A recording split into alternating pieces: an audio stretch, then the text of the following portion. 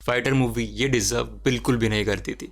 तो आपको पता होगा कि फाइटर मूवी के साथ फिलहाल क्या हो रहा है। अगर आपको नहीं पता है तो आपको एक रिफ्रेशर दे देता हूँ। तो मूवी की शुरुआत काफ़ी अच्छी हुई थी बॉक्स ऑफिस पे। मूवी रिलीज हुई थी थर्सडे को 25 जैन को। तो थर्सडे, फ्राइडे, सैटरडे, संडे चारों दिन इसने काफ़ी अच्छा कलेक्शन किया था बॉक्स ऑफिस पे, जिसका नंबर्स आप स्क्रीन पे देख सकते हो। लेकिन जैसे ही पहला मंडे आया वैसे इतना बड़ा ड्रॉप किसी ने भी एक्सपेक्ट नहीं किया था बॉक्स ऑफिस कलेक्शन में। ऑब्वियसली संडे के बाद मंडे, ट्यूसडे, वेडनेसडे, जो भी पहले मंडे, ट्यूसडे, वेडनेसडे आते हैं वहाँ पे सिग्निफिकेंट ड्रॉप देखने को मिलता है बॉक्स ऑफिस कलेक्शन में हर एक मूवी के लिए। लेकिन फाइटर से इतना बड़ा ड्रॉप कोई भी एक्सपेक्ट नहीं कर रहा था। और ये ड्रॉप देखने के बाद काफ़ी सारे लोग फाइटर के कलेक्शन को अभी ख़त्म ही बोल रहे हैं, at least in the domestic market, at least in India. Overseas में तो मूवी वैसे भी पैसा कमा रही है, लेकिन इतने बड़े ड्रॉप के पीछे क्या क्या रीजंस हो सकते हैं उसके बारे में आज हम बात करेंगे। मेरे हिसाब से दो बड़े रीजंस थे। पहला रीज़न है जो मूवी का ट्रेलर आया था। मतलब ट्रेलर एक सबसे बड़ा प्रमोशनल मटेरियल होता है, लेकिन जिस तरीके से फाइटर का ट्रेलर बनाया गया था मुझे भी लगा था कि फाइटर के जैसे जैसे डायलॉग्स हमें देखने को मिल रहे हैं तो ये बॉर्डर लाइन जैसे गदर 2 वाले डायलॉग्स थे।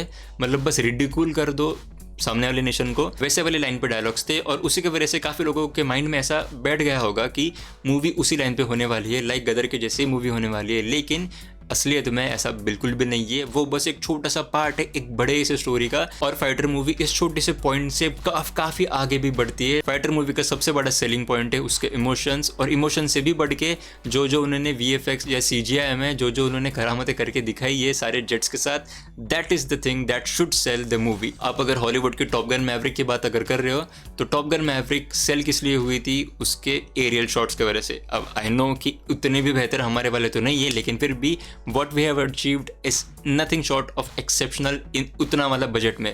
तो मूवी का सेलिंग पॉइंट होना चाहिए था वो, लेकिन जिस तरीके से ट्रेलर बनाया था ऐसा लग रहा था कि that movie is just meant to bash Pakistan and that's it.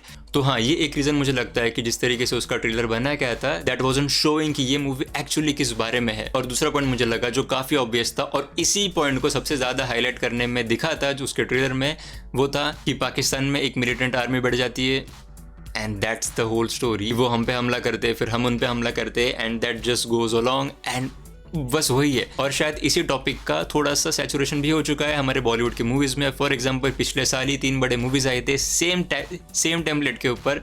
पहले शुरुआत हुई थी जवान के साथ, फिर उसके बाद आई थी गदर 2 और एंड भी हुआ था टाइगर 3 के साथ। तो कम समय में इतने सारे मूवीज़ आ गए और फिर अब इस साल की शुरुआत में ही फाइटर हमें देखने को मिली है। तो शायद लोग बोर हो गए होंगे सेम टेम्पलेट से कि पाकिस्तान में कोई आर्मी होती है फिर वो हम पे हमला करती है हम उन पे हमला करते हैं and that just goes along. लेकिन फिर भी पठान में थोड़ा अलग एंगल था, फिर टाइगर 3 में थोड़ा सा अलग एंगल था और गदर में तो अलग ही एंगल था। तो हाँ, तो ये भी एक रीज़न हो सकता है कि लोग अभी बोर हो चुके हैं उसी स्टोरी के साथ। लेकिन फिर सवाल ये भी आता है कि यार इंडिया का दुश्मन है कौन और इंडिया पे हमला करता कौन है? और उन्हीं टॉपिक्स पे तो मूवीज़ बनाएंगे। और मूवी ये बनी भी थी एक रियल लाइफ इंसिडेंट पे, बनी बेस्ड नहीं थी लेकिन बस उसके अराउंड स्टोरी क्राफ्ट करी गई थी जो था एक रियल वाला इंसिडेंट पुलवामा अटैक का। तो आई थिंक ये दोनों रीजंस हो सकते हैं जो, और दोनों रीजंस एक दूसरे को कॉम्प्लीमेंट भी कर रहे थे क्योंकि ट्रेलर जिस तरीके से बनाया गया था it felt like it was just meant to bash Pakistan. और हाल ही में इंडियन ऑडियंस ने जिस तरीके की मूवीज़ देखी है उनमें बस वही दिखाया जा रहा था कि बैशिंग पाकिस्तान। और जब ये दोनों साथ में आए थे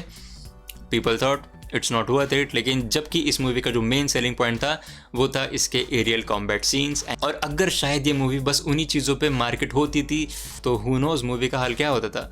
I personally loved fighter very much. Fighter में काफ़ी सारी चीज़ें थे जो आप अप्रिशिएट कर सकते हो, स्पेशली उसके जो VFX और CGI थे।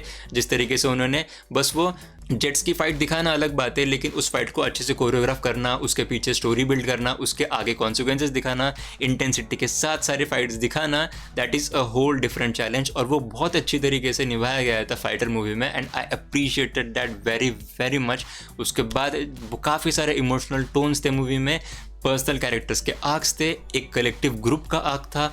तो काफ़ी सारी चीज़ें थे अच्छे फाइटर में एंड आई ट्रूली थिंक कि फाइटर मूवी इतना बड़ा जो जंप है, जो आई मीन ड्रॉप है, वो डिजर्व नहीं करती थी। तो प्लीज़ मुझे कमेंट्स में बताना कि क्या आपने फाइटर मूवी देखी है और क्या आपको भी लगता है कि इतना बड़ा जो ड्रॉप है क्या वो जस्टिफाइड है।